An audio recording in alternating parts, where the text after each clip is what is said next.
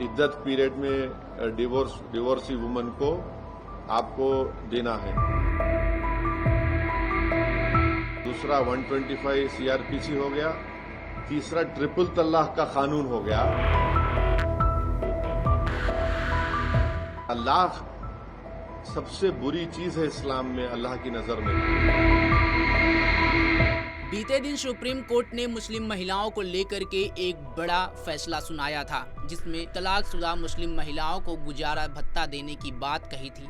और जब supreme court का ये फैसला सामने आया तो मुस्लिम महिलाओं में खुशी का माहौल था। वहीं तमाम मुस्लिम संगठन सुप्रीम कोर्ट के इस फैसले का विरोध कर रहे हैं। All India Muslim personal law board हो या असदुद्दीन ओवैसी की पार्टी हो, तमाम सारे संगठन सुप्रीम कोर्ट को शरीयत का हवाला देते हुए इस फैसले का विरोध कर रहे हैं।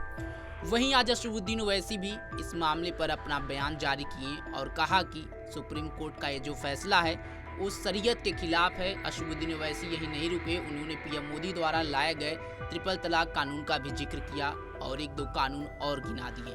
सुनिए असदुद्दीन ओवैसी ने सुप्रीम कोर्ट के फैसले पर क्या कुछ कहा और महिलाओं को मुस्लिम में जो शरीयत का कानून है उसमें क्या स्थान बताया और जिस तरह से गुजारा भत्ता देने का जिक्र सुप्रीम कोर्ट ने किया था, असदुद्दीन ओवैसी ने उस पर क्या कुछ कहा, सुनिए। कि आप देखिए कि एक तो तलाक हो गया, तो 1986 का एक्ट एक है, इद्दत पीरियड में डिवोर्सी वुमन को आपको देना है। फिर एक एक्ट ये हो गया, दूसरा 125 सीआरपीसी हो गया, तीसरा ट्रिपल तलाक का कानून हो गया, चौथा डोमेस्टिक वायलेंस हो गया। चार एक्ट है। अब आप बताइए कि ये क्या हो रहा है फिर? तलाक सबसे बुरी चीज है इस्लाम में, अल्लाह की नजर में। और डिवोर्स अगर जब हो जाता है तो उसका इद्दत का पीरियड होता है, उसके बाद कोई ताल्लुक रहता ही नहीं हस्बैंड एंड वाइफ का। तो आप ये जो 86 का एक्ट, 125 सीआरपीसी, ट्रिपल तलाक का जो गलत कानून जो महिलाओं के खिलाफ मोदी सरकार ने बनाया, और चौथा डोमेस्टिक वायलेंस, तो ये चीजें हैं। अगर सर एक वुमन मतलब शादीशुदा औरत को छोड़ने के बाद, डिवोर्स के बाद, उसका भी तो मेंटेनेंस पति का ही होता है ना। तो मतलब अगर वो इंडिपेंडेंट वुमन नहीं है या फिर अपने पैरों पे खड़ी नहीं है तो उनको भी नहीं, आप 86 का एक्ट पढ़िए। 86 के एक्ट में आपको लिखा हुआ है कि मेंटेनेंस इतना दिया जा सकता है कि उनको, पहले तो आपको इस्लाम समझने की जरूरत है। जो पैसे वाइफ को शादी के वक्त दिए जाते हैं, मेहर बोलते हैं, उसको रिटर्न किया जाता है डिवोर्सी को।